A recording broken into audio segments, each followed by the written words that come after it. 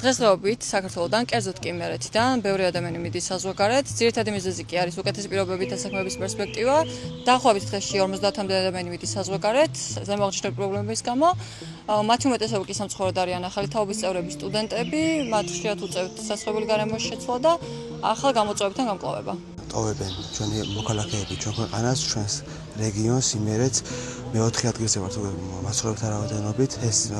ეს იმის შედეგი არის, რომ არ არის სამუშაო ადგილები და არ არის ასე ვთქვათ, კარგი ანაზღაურება და ურჩენია მოქალაქეს, რომ წავიდეს ევროპაში და იცხოვროს იქ.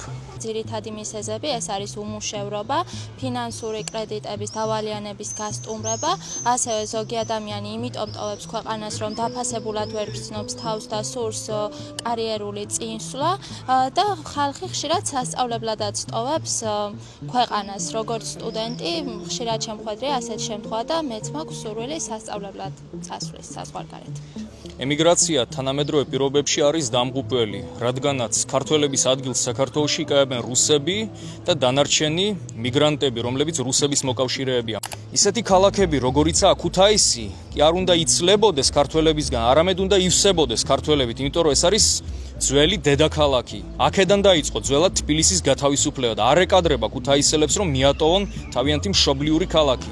აქ არის ტრანსპორტის, ინფრასტრუქტურული და დანარჩენი კიდევ პრობლემები. ამას მოაგვარებდა ქართველი, რომ ყოფილიყო თავის მიწაზე. ემიგრაციაში ყოფნით აქ არაფერი არ გვარდება. ემიგრაციის მაჩვენებელი უფრო სამწუხაროდ ახალგაზრდებზე მოდის, რადგან ახალგაზრდებს არ აქვთ საშუალება გადაიხადონ თავისი სწავლის ფული, ასევე ზოგი თბილისში მისწავლებს, თუნდაც რეგიონებიდან ჩასულები, იხდიან ძალიან ძვირად, ანუ ქირაში ძალიან ძვირად არიან, საკვები პროდუქტები და საყოფაცხოვრებო ნივთები ძალიან ძვირი ღირს და რა თქმა უნდა, ამის გამო ახალგაზრდა იძულებული არის წავიდეს საზღვარგარეთ, რადგან უფრო მარტივად შეუძლიათ დაიფინანსონ თავისი თავი, ასევე ოჯახური სიტუაციებიდან გამომდინარე, ვიცით რომ ძალიან დაბალი ანაზღაურებებია სამსახურში და არ კმარა, თვითონ-თვემდე, ანუ ისეთი მიზერული ანაზღაურებებია, რთული არის რა, საკვები ყოველდღე, ანუ ხორცს ვერ შეჭამს ადამიანი და ეს რა თქმა უნდა ძალიან კატასტროფული არის.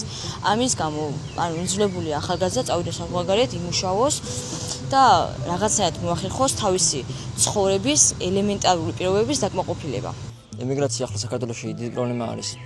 ყველა ბევრი ადამიანისთვის, რადგან ბევრი ადამიანს ყოველდღიურად, ყოველთვიურად, ყოველწლიურად ადამიანებს ქვეყნის დატოვება უწევთ იმისთვის, რომ სხვა ქვეყნებში წავიდნენ, უფრო ძლიერ ქვეყნებში და იქ ფული იშოვან, იმისთვის, რომ აქ ოჯახი არჩინონ, ან სტუდენტებსაც ბევრსაც, რომ სწავლის ფული დაფარონ.